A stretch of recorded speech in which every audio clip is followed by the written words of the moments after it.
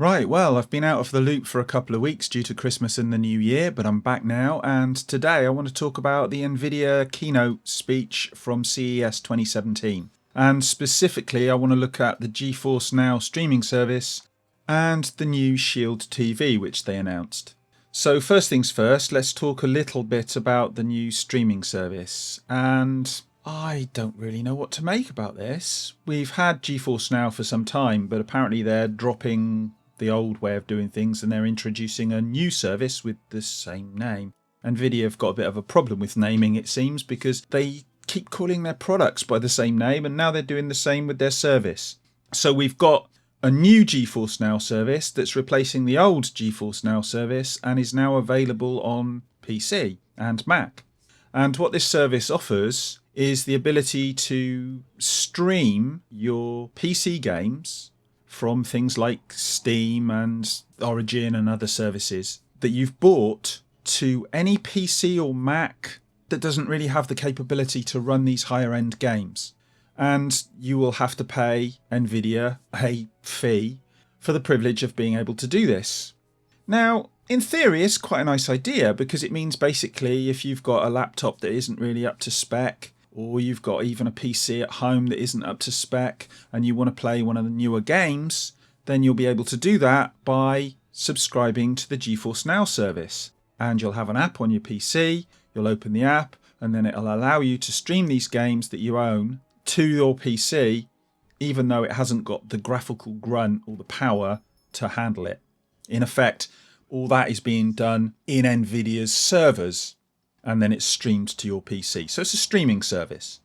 So you have to buy these games from Steam and Origin and all these other services. And then in order to stream them to a PC, you're going to have to pay Nvidia, wait for it, $25 for 20 hours. $25 for 20 hours. You heard me right. And that's not even the worst of it, because that's not the highest tier of the service either. You get into the higher tiers and there's one that offers 10 hours for $25. Well, excuse me for a minute asking, but who's this going to appeal to? It's not going to appeal to me, who've already got a PC that's got the grunt to handle these things.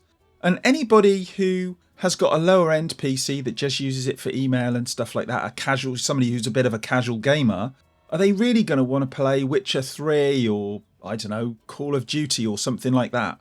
And if they are going to want to play it, are they really going to be prepared to spend $25 for 20 hours?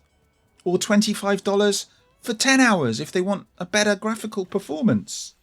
It seems to me that this is a service looking for a customer base.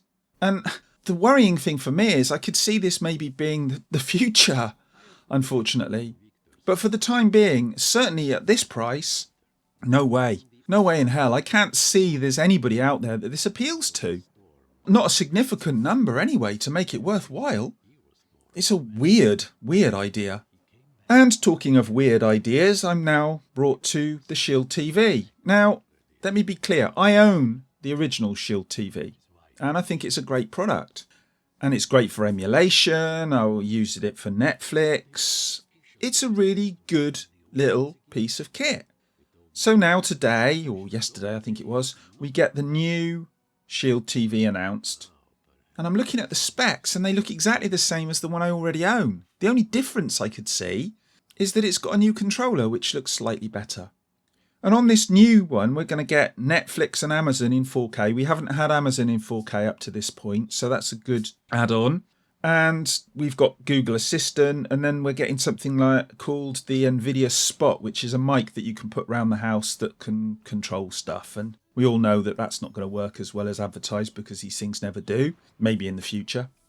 But the thing that gets me there is that it's got some stuff that the current Nvidia Shield hasn't got, but without the hardware changing in any way that I could see anyway.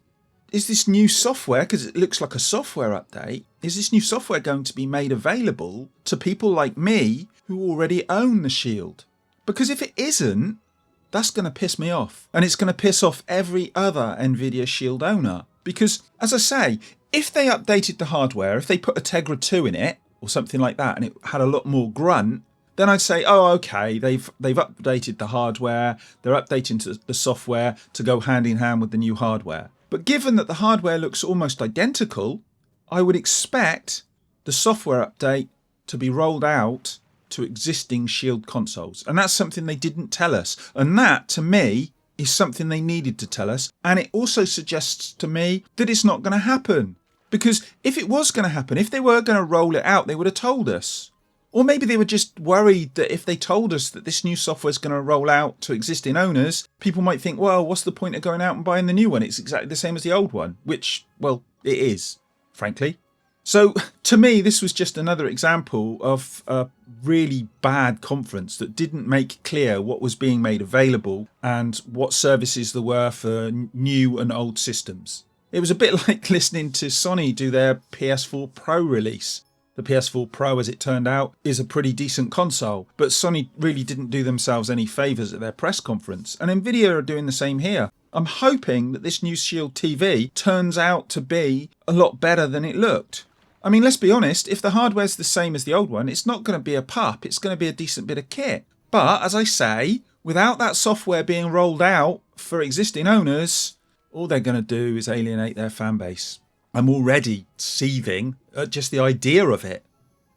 But anyway, that's what I think. I mean, what do you think? Any of you guys out there already own a Shield? Will you be pissed off if they release this new Shield with the same hardware but new software and don't roll out the software to existing owners?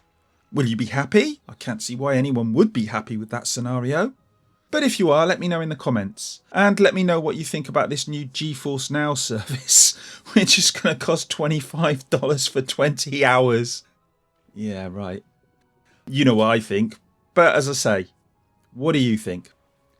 Come in the comments, let me know, let's have a chat. I know there's a couple of people out there who own Shield consoles who probably want to get in the comments and let me know what they think. And I'll be glad to hear from you. And anybody else out there who might be considering buying this new Shield console. And, well, that's me done. And I'm off to get myself a cup of tea. And Happy New Year, because I haven't said that yet. So Happy New Year to you guys. And I'll speak to you in the next one. Bye.